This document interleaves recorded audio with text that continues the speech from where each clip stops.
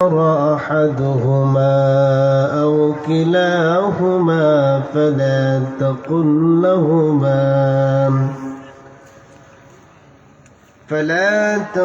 لهما أف ولا تنهرهما وقل لهما قولا كريما.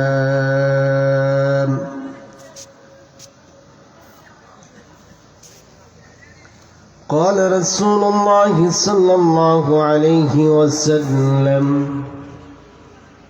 هما جنتك ونارك، أو كما قال عليه الصلاة والسلام. اللهم صل على محمد وعلى آل محمد كما صليت على إبراهيم وعلى آل إبراهيم إنك حميد مجيد. اللهم بارك على محمد وعلى آل محمد كما باركت على إبراهيم وعلى آل إبراهيم إنك حميد مجيد. الحمد لله. আপনারা সবাই কেমন আছেন? ভালো রাখার মালিক কে? সুস্থ রাখার মালিক কে? ঠান্ডা একটু বেশি না? মানুষ যে আসতেছে না। এই যে আজকে আমরা মাহফিলে আসছি, বসছি, কথা শুনব, কাকে খুশি করার জন্য? না অন্য কাউকে খুশি করার জন্য? আমার ভাইয়েরা, এই যে মাহফিলের প্যান্ডেল দেখতেছেন, এটা কিন্তু আয়োজন করতে অনেক সময় লেগেছে, ঠিক না? দীর্ঘ 3 মাস, অনেক সময় দেখা যায় 6 মাসে একটা মাহফিলের আয়োজন হয়। 6 মাস আগের থেকে চেষ্টা করতে হয়, বক্তা দাওয়াত দেও, ভালো আলোচক বাছাই করো। তো আপনাদের এই মাহফিলের কমিটি সহ যারা মাহফিল কমিটি, মসজিদ কমিটি যারা আছেন, দীর্ঘ কয়েক মাস কষ্ট করে আজকের এই মাহফিলের আয়োজন করেছেন, ঠিক কিনা? এর মধ্যে সবচেয়ে বেশি অবদান যার, রাকিব হাসান শান্ত, চিনেন না? এই ছেলেটা যুবক, আলেমও না, হাফেজও না, কিন্তু আলেমদের সাথে তার ভালো একটা সম্পর্ক আছে। আলেমদের সাথে ভালো সম্পর্ক থাকার কারণে আজকের এই মাহফিলে যে প্রধান আলোচক, প্রধান বক্তা, আন্তর্জাতিক খ্যাতিসম্পন্ন মুফাসসিরে কুরআন হযরত মাওলানা মীর হাবিবুর রহমান যুক্তিবাদী সাহেব দামাত বরকাতুহু আলিয়া, হুজুরকে কি আমরা পাওয়া সম্ভব না? শান্ত ভাই অনেক চেষ্টা করে, অনেক কষ্ট করে হুজুরের দাওয়াত নিয়েছেন। আমি দেখেছি হুজুর সকাল বেলায় চলে আসছে, কন্যা আলহামদুলিল্লাহ। কোন বক্তা দেখছেন যে রাতে বয়ান সকালে আসে না? 10টায় আলোচনা, আসে 11টা, আছে না নাই? কিন্তু এই মাহফিলে একটু অন্যরকম। শান্ত ভাই এতই মেহনত করছে হুজুরের বয়ান রাত্রে 11টায়, সকাল 11টায় হুজুর উপস্থিত, কন্যা আলহামদুলিল্লাহ। অনেকে ভাবতেছে যে হুজুর আসবেন, আরে হুজুর তো সকালেই চলে আসছে, ঠিক না বলেন? এই শান্ত ছেলেটা খুবই, তার আচার ব্যবহার খুবই ভালো, ইসলামের প্রতি তার অনেক মায়া মহব্বত আছে, আলেমদেরকে অনেক মহব্বত করেন। আমরা আজকে মাহফিল থেকে দোয়া করি এই মাহফিল কমিটি সদস্য যারা আছি এবং এই মাহফিলকে যারা সহযোগিতা করেছি টাকা দিয়ে, অর্থ দিয়ে, সময় দিয়ে, সবাইকে আল্লাহ তাআলা এদেরকে প্রশংসা করলে আল্লাহ খুশি হয়, ঠিক না? তাহলে একবার আমরা আল্লাহর প্রশংসা করতে রাজি আছেন তো? বলেন আলহামদুলিল্লাহ। রব্বানা লাকাল হামদ হামদান কাসীরান তাইয়িবান মুবারাকান ফীহি। প্রশংসা করলাম কার? আল্লাহ। প্রশংসা করলে খুশি হয় কে? হ্যাঁ, যেন বেশি বেশি করে দুঃখে সুখে কষ্টে যখন অসুস্থ হব তখনও হতাশ হওয়া যাবে না। সব সময় সব জায়গায় আল্লাহর প্রশংসা করতে হবে। দেখেন, আমাকে আলোচনার বিষয় দেওয়া হয়েছে, আমি দুইটি বিষয়ের উপর আজকে কথা বলবো। এক, আল্লাহর ইবাদত। দুই, মা বাবার খেদমত।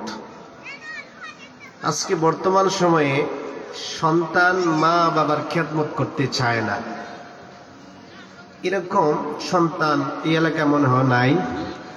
আসেনি? তা মা বাবার সেবা করা, মা বাবার খেদমত করা দরকার আছে না নাই? এটার গুরুত্ব এবং ফজিলত, এবং মা বাবার সেবা না করলে, খেদমত না করলে পরকালে কি শাস্তি হবে, এই দুইটা বিষয়ের উপরে কথা বলার চেষ্টা করব ইনশাআল্লাহ।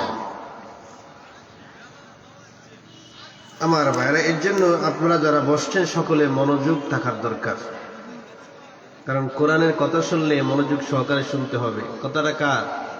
আল্লাহ বললেন, বিসমিল্লাহির রহমানির রহিম।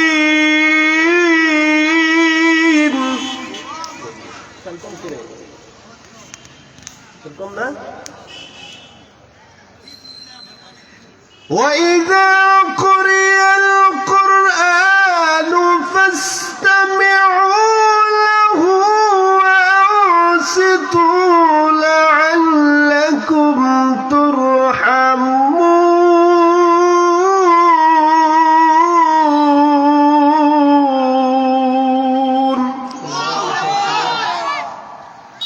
সাউন্ডটা ঠিক করবে। মহান আল্লাহ রাব্বুল আলামিন বললেন, ওয়াইদা কুরিয়াল কুরআন, আর যখন তোমাদের সামনে কোরআন থেকে তেলাওয়াত করা হবে, কোরআন থেকে আলোচনা করা হবে, ফাস্তামিউ, মনোযোগ সহকারে শ্রবণ করো, ওয়া আনসিতু, চুপ থাকো। তাহলে আল্লাহ পাক রব্বুল আলামিন বললেন, লাআল্লাকুম তুরহামুন, তাহলে আশা করা যায় তোমরা রহমত প্রাপ্ত হবে। সুবহানাল্লাহ। মাহফিলে আসলে, বসলে, আলোচনা শুনলে রহমত বর্ষণ করেন কে? আল্লাহ। আমার বন্ধুগণ, মহান আরশে আজিমের মালিক যে আল্লাহ তাআলা আমাদেরকে সৃষ্টি করেছেন, সেই মহান আল্লাহ পাক রব্বুল আলামিন মানব জাতির জন্য একটি বিধান নাজিল করেছেন, একটি সংবিধান নাজিল করেছেন, আর ওই সংবিধানের নাম হচ্ছে কোরআন। সংবিধানের নাম কি? এই কোরআনে 114টি সূরা আছে। আমি যেখান থেকে তেলাওয়াত করেছি এই সূরাটির নাম হচ্ছে সূরাতুল বানী ইসরাঈল। আয়াতের সংখ্যা হচ্ছে 23। এই সূরা কমিক নাম্বার কোরআনের 17 নম্বর সূরা। আমি কিন্তু আবার প্রশ্ন করব, সূরাটির নাম বানী ইসরাঈল। এই সূরাতে আয়াত আছে 111টি। কতটি? 111টি। রুকুর সংখ্যা হচ্ছে 12টি। রুকু কয়টি? 12টি। এই সূরার কমিক নাম্বার, সিরিয়াল নাম্বার 17। কত? 17। এই সূরাটি অবতীর্ণ হয়েছে রাসূল আরবি সাল্লাল্লাহু আলাইহি ওয়াসাল্লাম হিজরতের আগের বছর। এজন্য বলা হয় মাক্কিয়া। কোরআনের মধ্যে দুই ধরনের সূরা আছে, মাক্কি সূরা, মাদানী সূরা। তাহলে আমরা যেই সূরা থেকে আজকে কথা শুনবো, এই সূরাটি মাক্কি না মাদানী? মাক্কি। এই সূরা থেকে আমরা 23 নম্বর আয়াতে কারিমা তেলাওয়াত করেছি। এই আয়াত থেকে কথা বলবো, কথা শুনবো। যে কোরআন থেকে কথা শুনবো, এই কোরআনের মধ্যে কি কোনো ভুল আছে, কোনো সন্দেহ আছে? কারণ আল্লাহ তাআলা এই কোরআনের ব্যাপারে বললেন, نزل عليك الكتاب بالحق مصدقا لما بين يديه وأنزل التوراة والإنجيل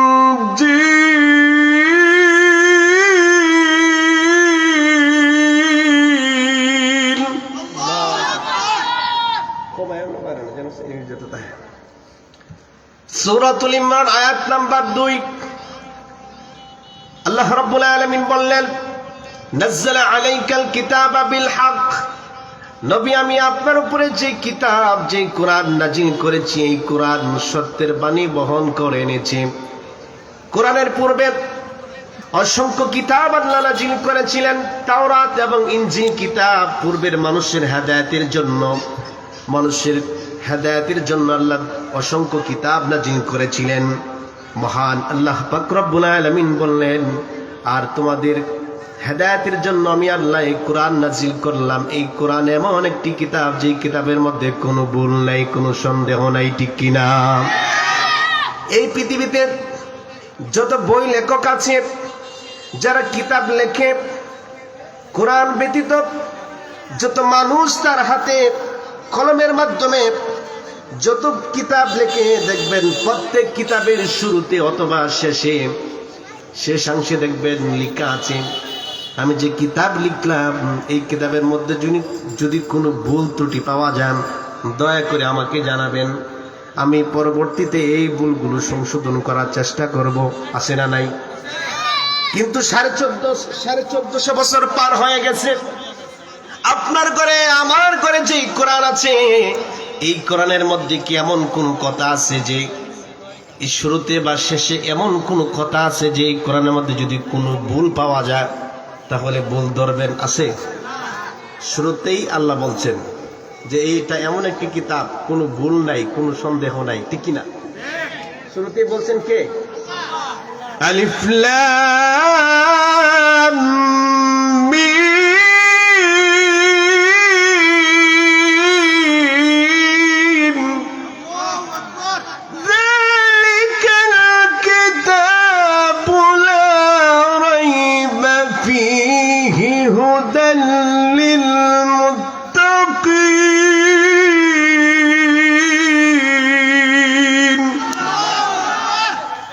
আলিফ লাম মিম। আমার ভাইরা, আলিফ একটি হরফ, লাম একটি হরফ, মিম একটি হরফ। বাংলাদেশের সবচেয়ে বড় মসজিদ বাইতুল মুকাররম, এই মসজিদের বর্তমানে যিনি খতিব আছেন আব্দুল মালেক সাহেব, মুফতি আব্দুল মালেক সাহেব, উনি এমন একজন আলেম, বাংলাদেশের মধ্যে একজন, ঠিক না? ওনার কাছে যদি যান, গিয়ে যদি বলেন, হুজুর আলিফের অর্থ কি, লামের অর্থ কি বলেন, হুজুর বলবেন যে আলিফের অর্থ কি, লামের অর্থ কি। দুনিয়ার কোনো মানুষ জানে না আলিফের অর্থ কি, লামের অর্থ কি, একমাত্র জানেন কে? কিন্তু পড়লে সব আছে না নাই? কিন্তু কিছু শিক্ষিত মূর্খ শায়েক জাহেল, এরা কোরআন তেলাওয়াত যদি না বুঝে কেউ তেলাওয়াত করে তাহলে সব হবে না। আচ্ছা বলেন তো, আলিফ এবং লাম মিম এই তিনটা হরফের কোনো অর্থই তো নাই, অর্থ আল্লাহ বলেন নাই, তাহলে এটা পড়লে সব আছে না নাই? কয় নাকি? 30 নাকি? আলিফ একটি হরফ, লাম একটি হরফ, মিম একটি হরফ। কোন মানুষ যদি আলিফ লাম মিম একবারে তেলাওয়াত করে, আল্লাহর নবী, বিশ্ব নবী জনাবে মুহাম্মদুর রাসূলুল্লাহ সাল্লাল্লাহু আলাইহি ওয়াসাল্লাম বলেন, তাহলে তার আমলনামার মধ্যে 30টা নেকি লেখা হয়। এই যে এতক্ষণ কোরআনের আয়াত পড়তেছি, নেকি হচ্ছে কি হচ্ছে না? আমলনামা বাড়ি হচ্ছে।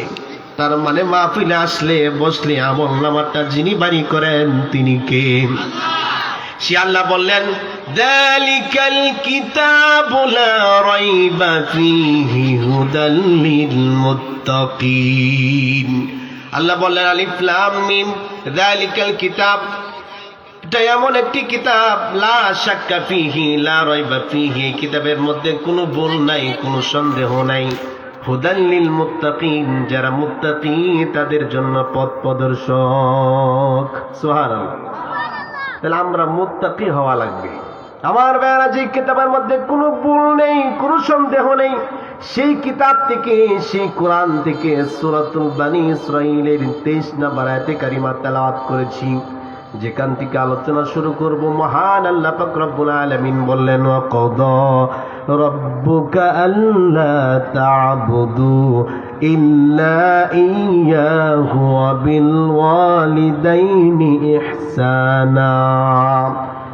আল্লাহ রাব্বুল আলামিন বললেন ওয়া কাদা রাব্বুকা আল্লা তা'বুদু ইল্লা ইয়্যাহু ওয়া বিল ওয়ালিদাইনি ইহসানা। ওয়া কাদা রাব্বুকা, তোমাদের রবের পক্ষ থেকে তোমাদের রব চূড়ান্ত সিদ্ধান্ত করেছেন, ফায়সালা করে দিয়েছেন কি? আল্লাহ তা'বুদু ইল্লাল্লাহ, আল্লাহ ছাড়া আর কারো ইবাদত করা যাবে।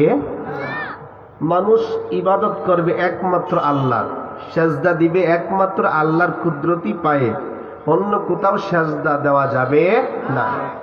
এখন দেখেন বিভিন্ন মানুষ আমাদের সমাজে, এমন কিছু মানুষ আছে জুমার দিন মসজিদে সেজদা দেয়, জুমার নামাজ শেষ করে সন্ধ্যার আগে আবার মাজারে গিয়ে সেজদা দেয়, আছে না নাই? আচ্ছা, মসজিদে সেজদা দিলেন আল্লাহকে, মাজারে সেজদা দিলেন বাবাকে, শিরিক হলো নি? তার মানে তার কাছে স্রষ্টা একজন না, তার কাছে স্রষ্টা একক না, একের অধিক। কিন্তু আসলে কি আমাদের স্রষ্টা, আমাদের ইলাহ কয়? দলিল আসেনি কোরআনে? আল্লাহ কোরআন দিয়ে বলছেন, সূরাতুল বাকারা 163 নম্বর আয়াতে আল্লাহ দলিল দেন। দলিলটা দিচ্ছেন কে? আল্লাহ বললেন ওয়া ইলাহুকুম ইলাহু ওয়াহিদ লা ইলাহা ইল্লা হুয়ার রাহমানুর রাহিম।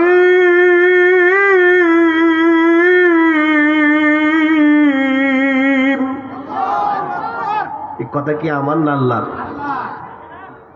ওয়া ইলাহুকুম ইলাহু ওয়াহিদ, আর তোমাদের ইলাহ, তোমাদের উপাস্য, তোমাদের উপাসনাকারী, লা ইলাহা ইল্লা হুয়া, তিনি ছাড়া কোনো ইলাহ নেই, কোনো মাবুদ নেই, কোনো আইনদাতা নেই, কোনো বিধানদাতা নেই, কোনো শাসনকর্তা নেই। হুয়ার রহমানুর রহিম, তিনি পরম দয়ালু এবং করুণাময়। ঠিক কিনা? সে আল্লাহর ইবাদত করতে হবে। আমার বন্ধুগণ, মানুষ আজকে বিভিন্ন জায়গায় সেজদা দেয়, বিভিন্ন মানুষের কাছে সাহায্য চায়, বিভিন্ন মানুষের কাছে উপাসনা করে, বিভিন্ন মানুষের উপাসনা করে, গায়রুল্লাহর ইবাদত করে। কিন্তু মহান আল্লাহ পাক রব্বুল আলামিন মানুষকে একমাত্র তার গোলামি, তার দাসত্ব, তার উপাসনা করার জন্যই বানাইছেন। ঠিক কিনা? সূরাতুল যারিয়াত আয়াত নাম্বার 19 আল্লাহ বললেন, কেন মানুষকে সৃষ্টি করলেন? কেন নারী সৃষ্টি করলেন? কেন পুরুষকে সৃষ্টি করলেন? কেন অন্ধ মানুষকে সৃষ্টি করলেন? কেন বুবা মানুষকে সৃষ্টি করলেন? আল্লাহ বললেন, বান্দা শুনো, মানুষকে আমি আল্লাহ কেন সৃষ্টি করেছি?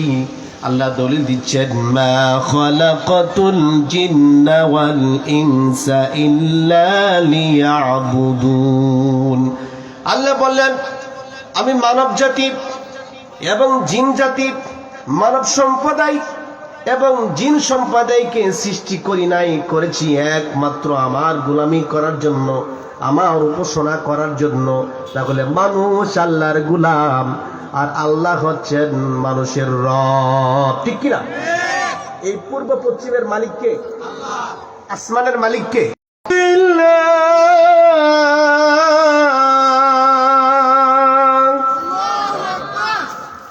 আল্লাহ বললেন রব্বুল মাশরিক ওয়াল মাগরিব, পূর্ব পশ্চিম, পূর্ব দিকের এবং পশ্চিম দিকের মালিক আল্লাহ বলেন আমি আল্লাহ, যিনি মালিক, লা ইলাহা ইল্লা হুয়া, তিনি ছাড়া কোনো ইলাহ নেই, কোনো মাবুদ নেই, হুয়ার ফাত্তাখিযহু ওয়াকিলা, এবং উকিল হিসাবে তাকেই গ্রহণ করো। উকিল বুঝেননি? বাদী বিবাদী মামলা করে আপনার বিরুদ্ধে অভিযোগ, জমি সংক্রান্ত বিষয় নিয়ে অভিযোগ করলো আপনার ছোট ভাই, কাগজ, জমির যে কাগজ আছে, দলিল আছে, আপনি উকিল ধরলেন অ্যাডভোকেট নূর মোহাম্মদ, তার কাছে গেলেন এবং বললেন এই হচ্ছে আমার দলিল, আমার ভাই আমার বিরুদ্ধে মামলা করেছে। এবার কাগজ পাতি যখন তার কাছে দেওয়া হয়, তখন আপনার আর মোকাবেলা করার কোনো দরকার নাই, উকিল আপনার পক্ষে আপনার হয়ে বাদীর সাথে মোকাবেলা করে, ঠিক কিনা? কিন্তু আল্লাহকে উকিল মানা মানে কি? আপনার জীবনে আমার জীবনে যত সমস্যা আছে, কারো মেয়ে আছে বিবাহ হয় না, কারো 20 বছর হয়ে গেছে সন্তান হয় না, কারো ছেলের চাকরি হয় না, ছেলে দেশের বাহিরে যাবে, সমস্যা লেগে আছে, সমাধান হচ্ছে না। আপনার আমার জীবনে যত সমস্যা আছে, জোরে বলুন তো, এই সমস্যা সমাধানের জন্য উকিল ধরতে হবে কাকে? আল্লাহ বললেন যে বান্দা আমি আল্লাহর উপরে ভরসা রাখে, আমি আল্লাহকে একমাত্র নিজের উকিল হিসাবে গ্রহণ করে আমি আল্লাহ ওই বান্দার সমস্ত সমস্যা সমাধান দেই। কিন্তু আমাদের সমস্যা আছে না নাই? কিন্তু সমস্যার সমাধান না, এভাবে সমস্যার সমাধান হবে না, জীবনের সমস্যার সমাধান হবে না যতক্ষণ না পর্যন্ত আল্লাহর দিকে মুতাওয়াজ্জু না হবেন, ততক্ষণ পর্যন্ত আপনার জীবনের সমস্যা একটার পর একটা আসবেই, সমাধান তো হবে না, আর ফেস লাগবে, ঠিক কিনা বলেন? এই জন্য একমাত্র উকিল কে? সে আল্লাহ পাক রব্বুল আলামিন বললেন একমাত্র আমার ইবাদত করবা, আমার গোলামি করবা, আমার দাসত্ব করবা, আমার উপাসনা করবা, একমাত্র সাজদা পাওয়ার হক কার? ভিন্ন জায়গায় সাজদা দিলে ইমানটা ধ্বংস হয়ে যাবে।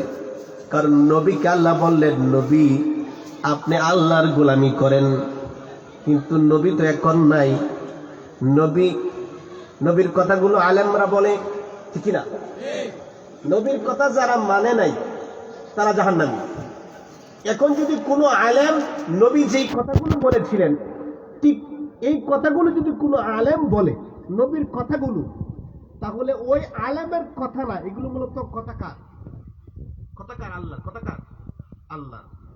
আল্লাহর কথা যদি না মানেন তার মানে নবীর কথা মানা হলো না, আর নবীকে না মানা মানে হচ্ছে আল্লাহকে মানলেন।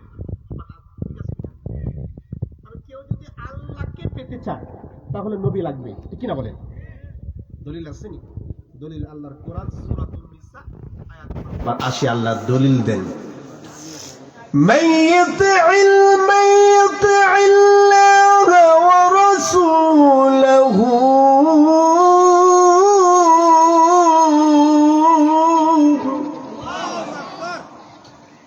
আল্লাহ বললেন যে من يطع الله ورسوله, যে ব্যক্তি আমি আল্লাহর আনুগত্য করলো, যে ব্যক্তি আমার নবীর আনুগত্য করে, সেজন্য আমি আল্লাহর আনুগত্য করে। তার মানে যে ব্যক্তি নবীকে মানে সেজন্য আসলে মানে কাকে? তাহলে নবীকে না মেনে আল্লাহকে পাওয়া যাবে না। কিন্তু নবীকে এবং আল্লাহকে পাওয়ার জন্য এই কোরআনের কথা মানতে হবে। তার মানে এই কোরআনের কথা এখন আল্লাহ এসে সরাসরি বলবেন না, নবী এসে সরাসরি বলবেন না, কারণ নবী তো চলে গেছেন, এখন আর আসার সুযোগ। কিন্তু নবীর ওয়ারিস যারা আলেম ওলামা তারা আসবে, তারা যদি সঠিক কথা কোরআন থেকে হাদিস থেকে সঠিক কথাগুলো বলেন, যদি আমরা না মানি তার মানে কথা হচ্ছে নবীর দাওয়াতটাই আমরা মানলাম না, ঠিক কিনা? তাহলে একমাত্র ইবাদত করতে হবে কার? আল্লাহ কোরআন দিয়া বললেন কুল ইন্নী উমিরতু আন আ'বুদাল্লাহা মুখলিসান লাহুদ্দীন।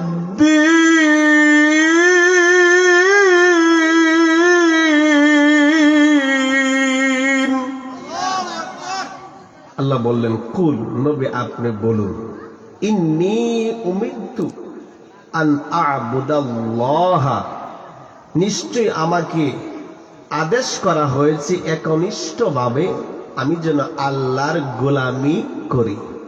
তাহলে একনিষ্ঠভাবে যদি নবীকে আল্লাহ প্রেরণ করছেন আল্লাহর গোলামি করার জন্য, তাহলে আমরা নবীর উম্মত, ঠিক কিনা? তাহলে আমাদেরকেও কার গোলামি করার জন্য নির্দেশ দিয়েছেন? সেই কথা আল্লাহ বললেন, ওয়াকাদা রাব্বুকা আল্লা তা'বুদু ইল্লা ইয়াহু ওয়া বিল ওয়ালিদাইনি ইহসানা। তোমাদের রবের পক্ষ থেকে চূড়ান্ত সিদ্ধান্ত হয়ে গেছে। তোমাদের রব বললেন আর কারো ইবাদত করা যাবে না, একমাত্র আল্লাহর ইবাদত করতে হবে। এক নাম্বার বিষয়, দেখেন এই বিষয়টা মাথায় রাখবেন।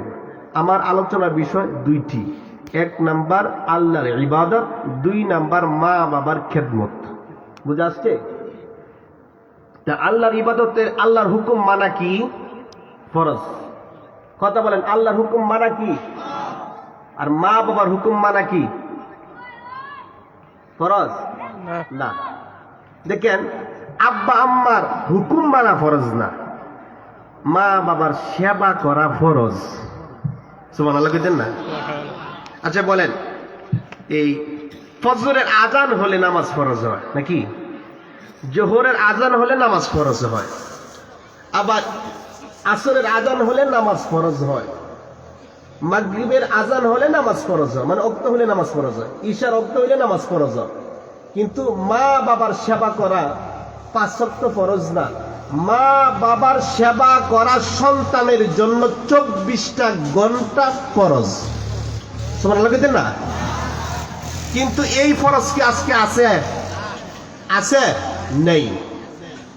আমার বন্ধুগণ, আল্লাহ বললেন ওয়াবিল ওয়ালিদাইনি ইহসানা, মা বাবাকে ইহসান করো, মা বাবাকে মুহাব্বত করো, মা বাবাকে ভালোবাসো। ও আল্লাহর বান্দা, ও মুসলমান ভাইরা, নামাজ পড়লেন 5 ওয়াক্ত, রোজা রাখলেন, কোরআন তেলাওয়াত করলেন, 5 বার হজ করলেন, দান সদকা করলেন, মসজিদ তৈরি করলেন, মাদ্রাসা তৈরি করলেন, মানুষকে সহযোগিতা করলেন। কিন্তু আপনার ঘরে মা আছে, বাবা আছে, মা বাবার প্রতি ইহসান করলেন না, মুহাব্বত করলেন না। আল্লাহ নবী বললেন, তোমার যত ইবাদত করেছো কোন ইবাদত আল্লাহর দরবারে কবুল হবে? হবে? হবে না। কেন? দেখেন, মা বাবাকে ইহসান করতে হবে, এটা কিন্তু আমার কথা না। কথাটা কার? কিভাবে করবেন এটা আল্লাহ বলে দিয়েছেন সূরাতুল বানী ইসরাঈলের 23 নম্বর আয়াতে। মাকে বাবাকে কিভাবে ইহসান করতে হবে, কি করতে হবে, সন্তান মার সাথে কেমনে কথা বলবে, কিভাবে কথা বলবে, মার সাথে কেমন ব্যবহার করবে, কোন সুরে কথা বলবে, এই সব কিছু বিস্তারিত বলতেছেন কে?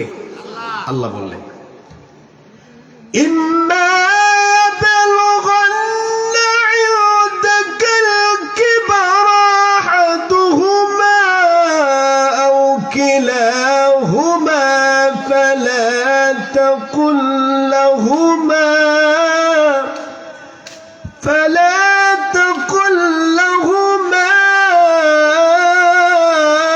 উফ ওয়ালা তানহারহুমা وقل لهما قولا كريما।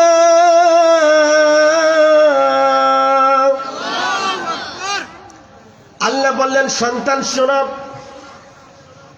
ইহুদি সন্তান এটাও মানব, মা বাবার মাধ্যমে আসছে। হিন্দুর সন্তান, ওই সন্তানটাও মা বাবার মাধ্যমে আসছে। পৃথিবীতে 3 জন মানুষের সৃষ্টির সূচনা ভিন্ন রকম। 1 নাম্বার আদম আলাইহিস সালাতু ওয়াস সালাম, ওনার মা নাই, বাবা নাই, মা বাবা ছাড়া আল্লাহ সৃষ্টি করেছেন। 2 নাম্বার হাওয়া আলাইহিস সালাম, আমাদের আদি পিতা আদম এবং মা হাওয়া আলাইহিস সালাম, এই 2 জনের কি আম্মা আব্বা আছে? আছে? নাই। এরপরে 3য় জন মানুষ হচ্ছে সাইয়্যিদিনা ঈসা আলাইহিস সালাতু ওয়াস সালাম, ওনার মা আছে কিন্তু বাবা নাই। তার মানে দেখেন, আল্লাহ ইচ্ছা করলে মা বাবা ছাড়াও মানুষ বানাইতে পারে, ঠিক না? আবার ইচ্ছা করলে বাবা ছাড়া মার মাধ্যমে দুনিয়াতে মানুষ প্রেরণ করতে পারে। কিন্তু আমরা যারা এখানে বসে আছি, প্রত্যেকটা মানুষ একটা নিয়ম ভিত্তি করে দুনিয়াতে আসছি, অর্থাৎ আব্বা আম্মার মাধ্যমে দুনিয়াতে আসছি, ঠিক কিনা? এই জন্য সন্তান যারা, ছেলে হোক মেয়ে হোক, মেয়েকে নসিহত করছেন আল্লাহ, ছেলেকে নসিহত করছেন আল্লাহ। আল্লাহ বললেন তোমরা যারা মা বাবার মাধ্যমে দুনিয়াতে আসছো, মার সাথে কি করবা বান্দা শোনো। ইম্মা ইয়াবলুগান্না ইনদাকাল কিবারা আহাদুহুমা আও কিলাহুমা ফালা তাকুল লাহুমা উফফিন ওয়ালা تنهرهما وقل لهما قولا كريما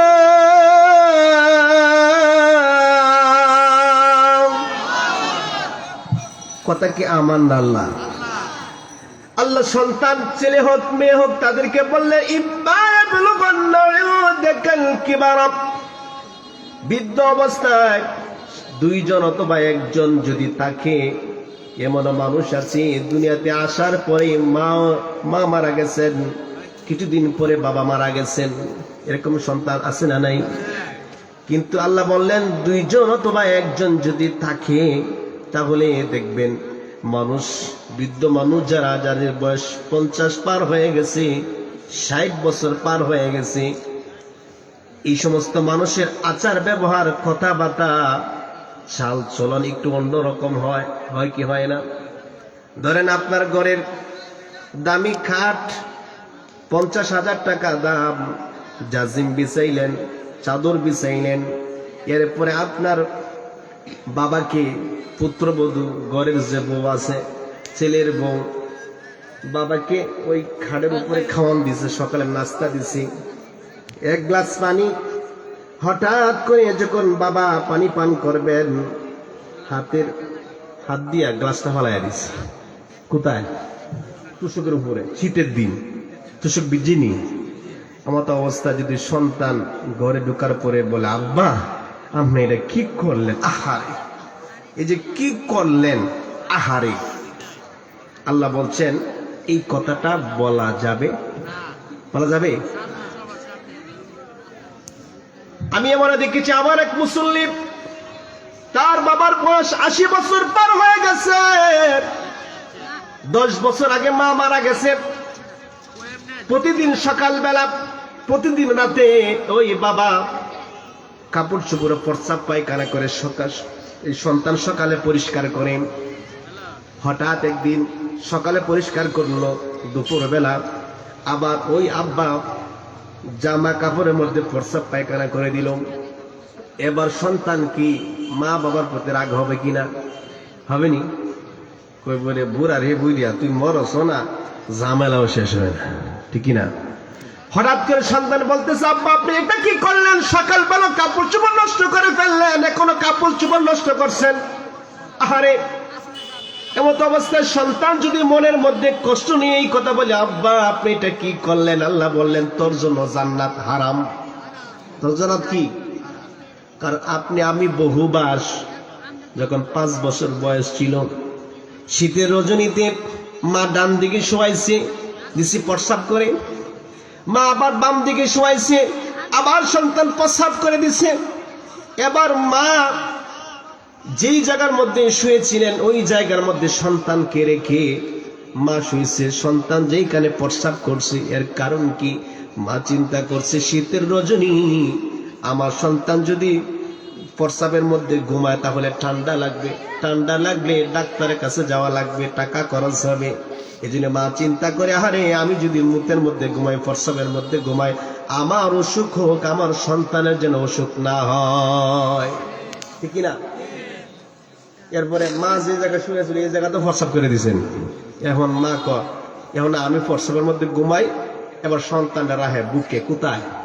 বুকে রাখিনি কিনা? কিছুক্ষণ পরে আমরা বুকের মধ্যে প্রস্রাব করে দিছি, হয় নাই? প্রতিদিন রাত্রে এমন সন্তান 5 বার প্রস্রাব করেছে, 2 বার পায়খানা করেছে। মা সারা রাত ঘুমাইতে পারে না, মা সারা রাত পরিষ্কার করে। আবার এই সন্তান বড় হওয়ার পর বাবা দুইবার প্রস্রাব করছে, দুইবার পায়খানা করছে কাপড় চোপড়ে। সন্তান বিরক্ত হইয়া বলতেছে এই বুইরা মরে না কেরে, ঠিক না? আসেনি এমন সন্তান? কার আছে হাত তুলেন? নাই। তার মানে এনে ইয়ে ওয়াজ করলে কোনো লাভ নাই। ইয়ে ওয়াজ করা লাগবে হুসেনপুরকে। আমার বাড়িতে হুসেনপুর, হেন গিয়ে ওয়াজ করতে হবে। আমরা এলাকাতে এরকম আছে, প্রস্রাব করলে বাপের দমক দেয়, গালাগালি করে। তোমার কি প্রস্রাব ধরলে এই পায়খানা যখন আসে জরুরত তোকে বলতে পারো না? আরে তুমি তো দৈনিক 5 বার প্রস্রাব করছো। এই সময় যদি তোমার মা তোমারে কইতো কিরে আব্দুর রহমান প্রস্রাব ধরলে একটা থাপ্পড় দিয়ে যদি বলতেন এই বেয়াদব বারবার প্রস্রাব করো, প্রস্রাব ধরলে কি বলতে পারস না? এই সময় মা ইচ্ছা করলে দিতে পারতো কি পারতো না? কিন্তু দেন নাই। সে মা, সে কি অসুস্থ হয়ে, এখন মা অসুস্থ, সন্তানের কাছে টাকা নাই। গত কয়েকদিন আগে এক মুসল্লি আমার কাছে অভিযোগ করলো, হুজুর আমার একটা ছেলে দেশের বাহিরে থাকে, টাকার অভাব নাই, পয়সার অভাব নাই, আমি অসুস্থ, টাকার জন্য চিকিৎসা করতে পারি না।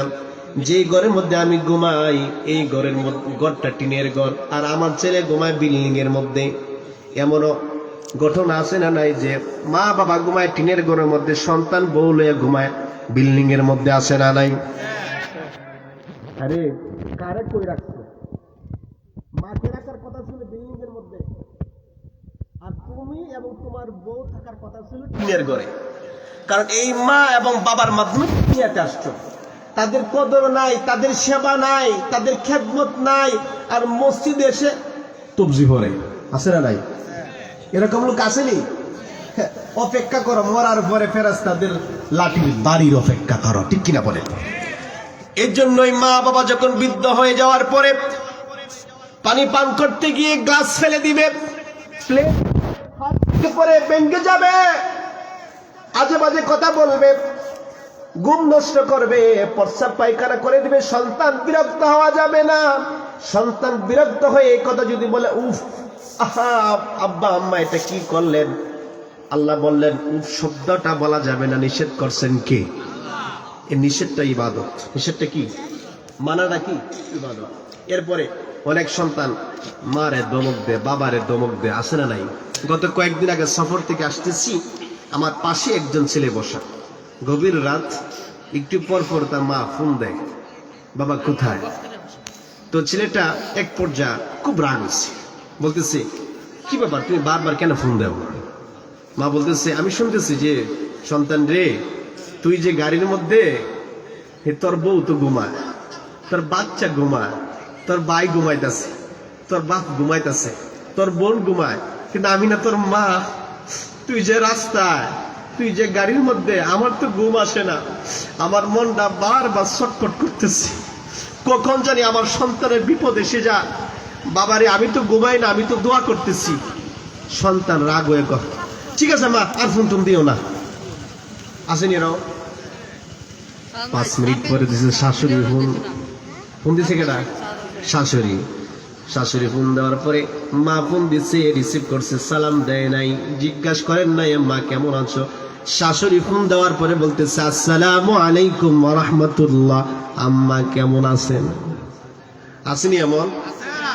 জীবনে ফোন করে বাপেরে সালাম দেয় না, মারে সালাম দেয় না, জিজ্ঞাসা করে না যে আম্মা কেমন আছেন, আব্বা কেমন আছেন, কিন্তু শ্বশুর শাশুড়ি ফোন দিলে লম্বা 3 হাত লম্বা সালাম দেয়। আসেনি? হ্যাঁ, শাশুড়ি ফোন দিলে আম্মা কেমন আছেন, আপনার শরীরটা কেমন আছে, আপনি খাবার খেয়েছেন কিনা, আপনি অসুস্থ, শরীর অবস্থা, এই কত কিছু যে জিগা, তখন যে হে কথা কয় মন হইতেছে এটা বুঝি আপন মা, আর এর আগে যে কথা কইছে এটা মনে হয় যে শাশুড়ি। এমনটা করা যাবে? এক সন্তান, আমি গত কয়েকদিনে মাহফিল করে আসতেছি, ঝগড়া হচ্ছে বাড়িতে, তো সন্তান মারা কইতেছে এমন একটা গালি দিছি, এমন একটা দমক দিছি, এই দমকটা আমার অন্তরে লাগছে। তখন এই আয়াতটা মনে পড়ে গেছে যে সন্তান মার সাথে কেমনে কথা বলবে, কোন সুরে কথা বলবে। দমক তো দেওয়াই যাবে না, মার চোখের দিকে তো তাকানো যাবেই না। অনেক সন্তান চোখ রাঙিয়ে মার সাথে কথা বলে, বাবার সাথে কথা বলে। আল্লাহর কসম করে বলতেছি, যেই সন্তান মার চোখের দিকে চোখ রেখে কথা বলে, যে সন্তান মাকে দমক দেয়, বাবাকে দমক দেয়, তার মধ্যে কুলাঙ্গার সন্তান আরেকটাও নাই। ঠিক কিনা বলেন? ঠিক। কারণ নিষেধ করছেন কে? কেমনে কথা কইবেন? আল্লাহ কর উফি ওয়ালা তানহারহুমা ওয়াকুল লাহুমা কওলান কারীমা।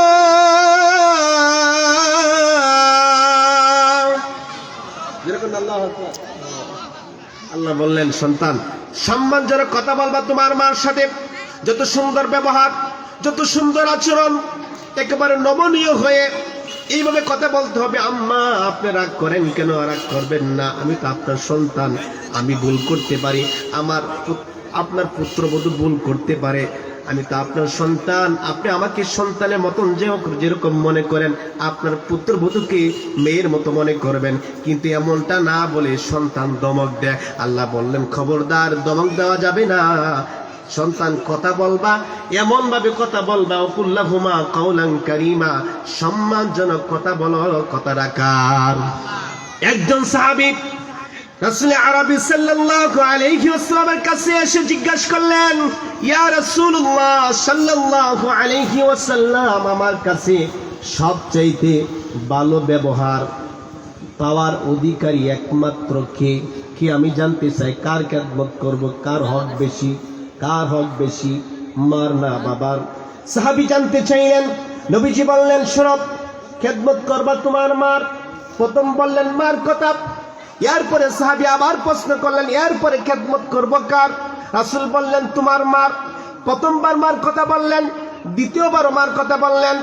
এরপরে সাহাবী আবার প্রশ্ন করলেন, ইয়া রাসূলুল্লাহ সাল্লাল্লাহু আলাইহি ওয়াসাল্লাম, এরপরে খেদমত করব কার?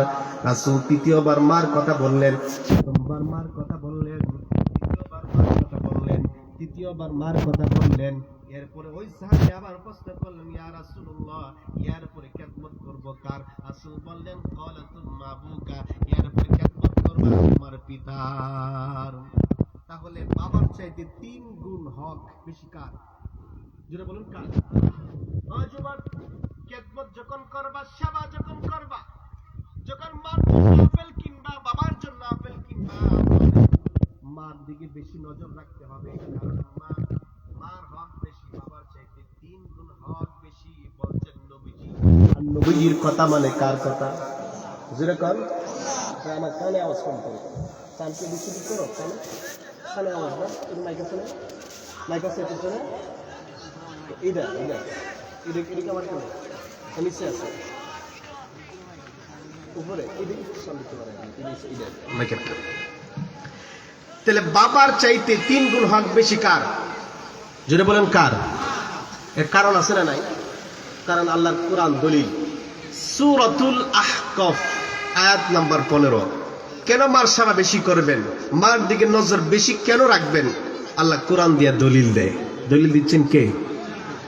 ওয়াসাইনাল ইনসানা বিওয়ালিদাইহি ইহসানা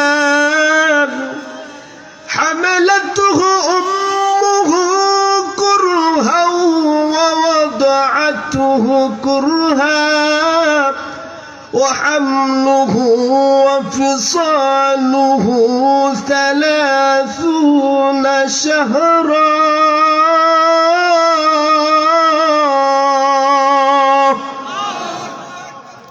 আল্লাহ বললেন, কেন বাবার চাইতে মার 3 গুণ হক বেশি? দুনিয়ার সমস্ত মানুষদেরকে মহান আল্লাহ রাব্বুল আলামিন বললেন, ওয়াসাইনাল ইনসান। এখানে সন্তানকে উদ্দেশ্য করে আল্লাহ বলেন নাই শুধু মুসলমানের সন্তান না, আল্লাহ পাক রব্বুল আলামিন বললেন, ওয়াসাইনাল ইনসান, আমি আল্লাহ মানুষদেরকে নির্দেশ দিয়েছি।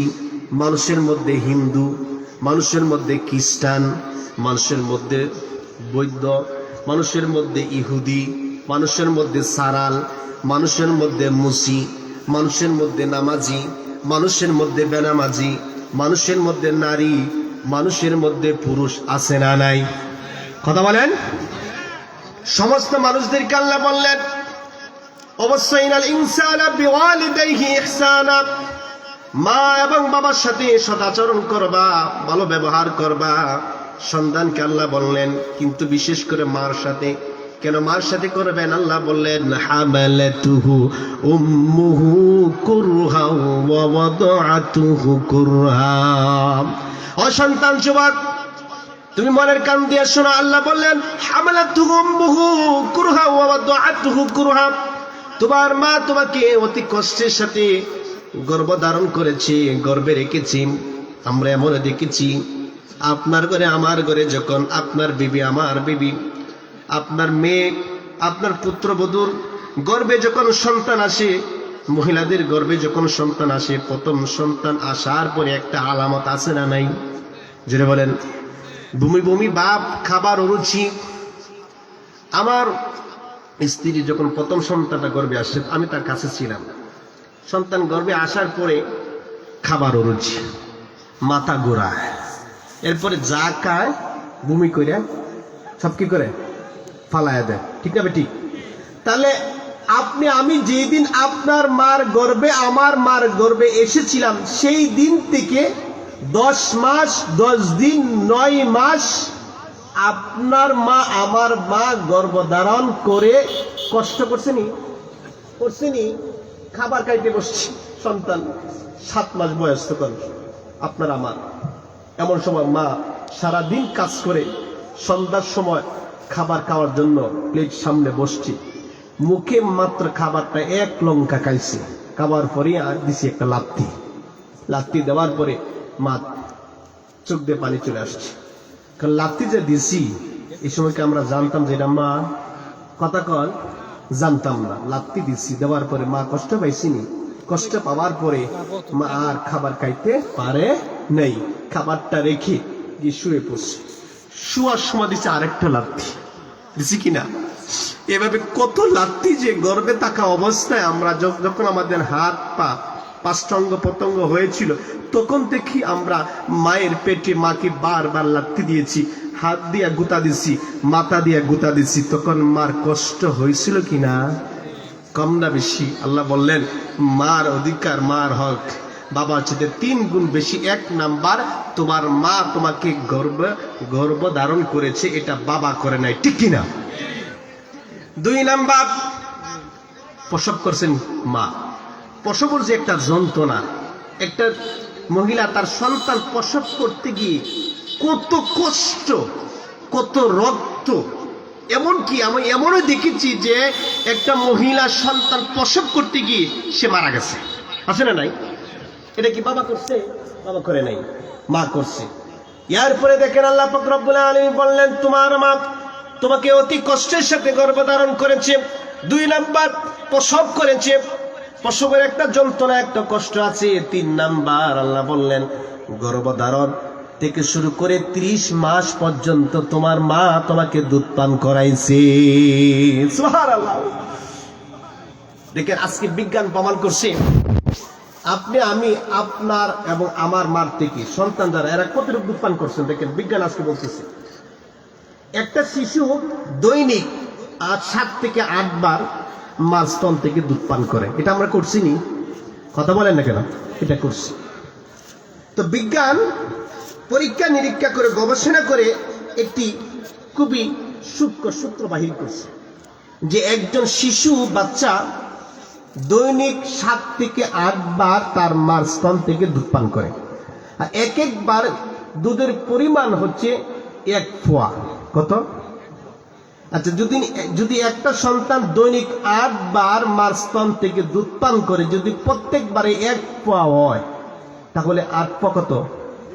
জোরে বলেন, কয় কেজি? 2 কেজি। কিন্তু একজন সন্তানকে তার মা দুধ পান করাবে 2 বছর। কয় বছর? আল্লাহ বললেন সূরাতুল লুকমান আয়াত নাম্বার 24, ও মা বোনেরা, তোমাদের শুনতে হবে কথাগুলো, কারণ আমাদের সমাজে এখন সন্তান হলে 1 মাস পার হলে ওই মা তার সন্তানকে দুধ পান করাইতে চায় না। আছে না নাই? দানু, এই যে প্যাকেট আছে, দুধের প্যাকেট, সিরা লাক্স, কি কর এই বুকে তো দুধ নাই, বাপেরে কর তাড়াতাড়ি যান দুধ আনলে বাচ্চা খাইব কি? আরে এই বাচ্চারে দুনিয়াতে পাঠাইছি কে? আল্লাহ। 2 বছর দুধ পান করাও, আর এখন বর্তমানে 2 মাস দুধ পান করা আর পারতাম না। আর পারবো না, আছে না নাই, এদের কি হবে পরিণাম, এটা পরে আসতেছি।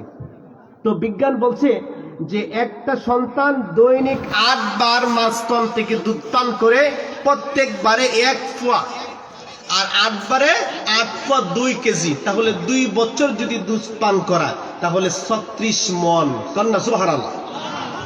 তাহলে আমরা মাস্তন থেকে কমসে কম 36 মন দুধ পান করছি। একজন সাহাবী রাসূল আরবি সাল্লাল্লাহু আলাইহি ওয়াসাল্লামের কাছে এসে বলতেছে, ইয়া রাসূলুল্লাহ সাল্লাল্লাহু আলাইহি ওয়াসাল্লাম, আমি আমার মার দুধের ঋণ পরিশোধ করছি। রাসূল বললেন, কিভাবে করলাম? ওই সাহাবী বললেন, ইয়া রাসূলুল্লাহ, আমার বৃদ্ধা মা হাঁটতে পারে না, উঠতে পারে না, বসতে পারে না, প্রস্রাব পায়খানা করে দেয়, আমি সন্তান প্রস্রাব পায়খানা পরিষ্কার করি, আর ওই মাকে ঝুড়ির মধ্যে রেখে আমি মাথায় করে কাবা ঘর 7টা চক্কর দিয়েছি, সাফায় গিয়েছি, মারওয়ায় গিয়েছি। রাসূলকে বলতেছে, ওগো আল্লাহর নবী, আমার বৃদ্ধা মাকে মাথায় রেখে আমি কাবা ঘর 7টা চক্কর দিয়েছি, সাফায় গিয়েছি, মারওয়ায় গিয়েছি। ইয়া রাসূলুল্লাহ, আমি আমার মা দুধের ঋণ পরিশোধ করেছি। ওইছে। রাসূল বলেন, শোনো, তুমি যেই দিন দুনিয়াতে এসেছিলে, আসার পরে আজকে বিজ্ঞান প্রমাণ করতেছে, গ্রামের মহিলারা মার স্তন থেকে প্রথম যে শাল দুধ, অনেক দাঁতি মহিলারা বলে বাচ্চা হওয়ার পরে শাল দুধ ফেলে দাও। আল্লাহ কি মার স্তনে দুধ দিছে, এটার মধ্যে কোন ভেজাল আছে? ভেজাল আছে, কিন্তু মহিলারা কয় এটা ফালাও, আসেনি। কিন্তু রাসূল আরবি সাল্লাল্লাহু আলাইহি ওয়াসাল্লাম এবং বর্তমান বিজ্ঞান প্রমাণ করছে, মার স্তনে যে শাল দুধ, প্রথম যে শাল দুধটা বাহির হয়, এটা হচ্ছে এই সন্তান দুনিয়াতে আসার পরে দুনিয়ার আবহাওয়া ভিন্ন রকম। কারণ একটা এই সন্তান তো ছিল ফি করারিম মাকিন, সুরক্ষিত জায়গা, সেখানে কোনো আলো বাতাস ছিল না, সেখানে কোনো দূষিত হাওয়া ছিল না, দূষিত বাতাস ছিল না, কোনো পরিবেশ ছিল না। দুনিয়াতে আসছে পরে আরেকটা জগৎ, এই জগতের মধ্যে সন্তানের উপরে বিভিন্ন রূপ, বালা, মুসিবত, অসুস্থতা আসবে। আল্লাহ বলছেন, আমি আল্লাহ রহমান, আমি আল্লাহ রহিম, আমি আল্লাহ রহমান নামের বরকতে মাস্তরের মধ্যে এই শাল দুধটা ঔষধ হিসেবে দিয়েছি। সুবহানাল্লাহ। কিন্তু এটা খাওয়ায় না, এটা ভালায় দেয়, আছে না নাই? না মা বলেন, এটা আপনার ফেলে দিবেন না। এটা আপনার সন্তানের যত রোগ আছে এটা সাথে মোকাবেলা করবে রোগের সাথে, কিন্তু ফেলে দেন। তো ওই সাহাবী বললেন, ইয়া রাসূলুল্লাহ, আমি তো মার দুধের ঋণ পরিশোধ করছি। রাসূল বলে, শোনো, তুমি যে দুনিয়াতে আসার পরে 1 ফোঁটা শাল দুধ পান করছিলা, এই শাল দুধের 1 ফোঁটা দুধের ঋণ যদি পরিশোধ করতে চাও, যদি তোমার শরীরের চামড়া দিয়ে, পিঠের চামড়া, বুকের চামড়া দিয়ে, ও যুবক, তুমি আজকে মার সাথে খারাপ ব্যবহার করো, মাকে দমক দাও, মা আজকে তোমার কাছে ঝামেলা হয়ে গেছে, মাকে দূর করে ঘর থেকে বাহির করে দাও, মা ভিক্ষা করে খায়, আর তুমি বিল্ডিং এর মধ্যে ঘুমাও। যুবক, আল্লাহ রাসূল সাল্লাল্লাহু আলাইহি ওয়াসাল্লাম বললেন, কোন সন্তান যদি দুনিয়াতে আসার পরে 1 ফোঁটা শাল দুধের ঋণ পরিশোধ করতে চায়, যদি তার গায়ের চামড়া, পিঠের চামড়া, বুকের চামড়া দিয়ে যদি স্যান্ডেল বানিয়ে মাকে যদি বলে, মা এটা আপনি মৃত্যুর আগ পর্যন্ত ব্যবহার করবেন, রাসূল বললেন, শরীরের চামড়া, বুকের চামড়া দিয়ে স্যান্ডেল বানিয়ে মা যদি মরার আগ পর্যন্ত এই স্যান্ডেল ব্যবহার করে, তাহলে দুনিয়াতে এসে যে 36 মণ না, 36 মণ দুধ আপনি আমি পান করেছি, 36 মণ না, 1 ফোঁটা দুধের ঋণ পরিশোধ হবে। আল্লাহু আকবার। কি নিয়ামত দিচ্ছেন আপনার ঘরে, আমার ঘরে। আমার বন্ধুগণ, যার ঘরে মা আছে তার ঘরে একটা জান্নাত আছে, যার ঘরে বাবা আছে তার ঘরে একটা জান্নাত আছে। কথা কি আমার না আল্লাহ? রাসূল বললেন, হুমা জান্নাতুকা ওয়া নারুকা, তোমার মা বাবাই তোমার জান্নাত, তোমার মা বাবাই তোমার জাহান্নাম। তার মানে কি, একটা সন্তান যদি ইচ্ছা করে মার সেবা করে জান্নাত কামাই করতে পারবে, সন্তান যদি ইচ্ছা করে বাবার খেদমত করে জান্নাত কামাই করতে চায়, জান্নাত কামাই করতে পারবে। আবার যদি সন্তান চায় মার সাথে খারাপ আচরণ করে, বাবার সাথে খারাপ আচরণ করে জাহান্নাম কামাই করতে পারে। আমার মায়েরা, মা এমন জনম দুঃখিনী মা, যে মা দোয়া করলেও কবুল হয়ে যায়, বদদোয়া করলেও কবুল হয়ে যায়, ঠিক কিনা? কিন্তু যদি দোয়া করলে কবুল হইতো আর বদদোয়া দিলে কবুল না হইতো, তাহলে সমস্যা ছিল না। মা দোয়া করে না, সমস্যা নাই, কিন্তু মা দোয়া করলেও কবুল, বদদোয়া করলেও কবুল। তাহলে বদদোয়া করলে যদি কবুল, সমস্যা আসেনি? দেখেন, একজন ব্যক্তি মার দোয়ায় আল্লাহর তৈরি জান্নাতে গেছে। সুবহানাল্লাহ। কার দোয়ায়? মুসা নবীর নাম শুনছেননি?